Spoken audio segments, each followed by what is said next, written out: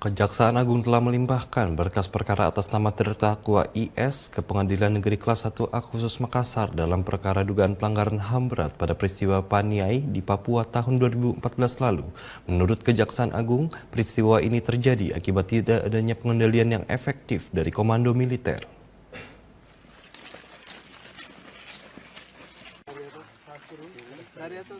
Penuntut umum pada Direktorat Pelanggaran HAM Berat Jaksa Agung Muda Tindak Pidana Khusus Kejaksaan Agung telah melimpahkan berkas perkara dugaan pelanggaran HAM berat dalam peristiwa yang terjadi pada 2014 atau yang lebih dikenal dengan nama kasus Paniai Papua atas nama terdakwa IS.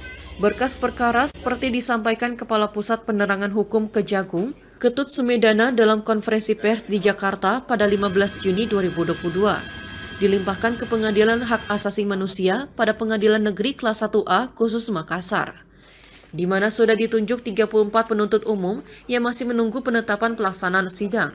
Secara singkat dia menjelaskan peristiwa tersebut terjadi karena tidak adanya pengendalian yang efektif dari komando militer, yang secara de jure dan de facto berada di bawah kekuasaan dan pengendaliannya. Di mana kasus posisinya secara singkat saya sampaikan bahwa peristiwa pelanggaran HAM berat terjadi karena tidak adanya pengendalian yang efektif dari komando militer yang secara de jure dan de facto berada di bawah kekuasaan dan pengendaliannya, serta tidak mencegah atau menghentikan perbuatan pasukannya dan juga tidak menyerahkan pelakunya kepada pejabat yang berwenang. Untuk itu dilakukan penyidikan dan sekarang dilakukan penuntutan.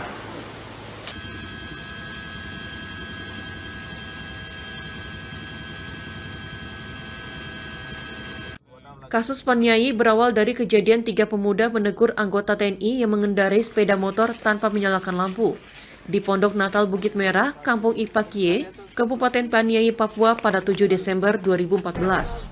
Oknum anggota TNI tersebut tidak terima dan membawa teman-temannya untuk menganiaya pemuda tersebut hingga pingsan.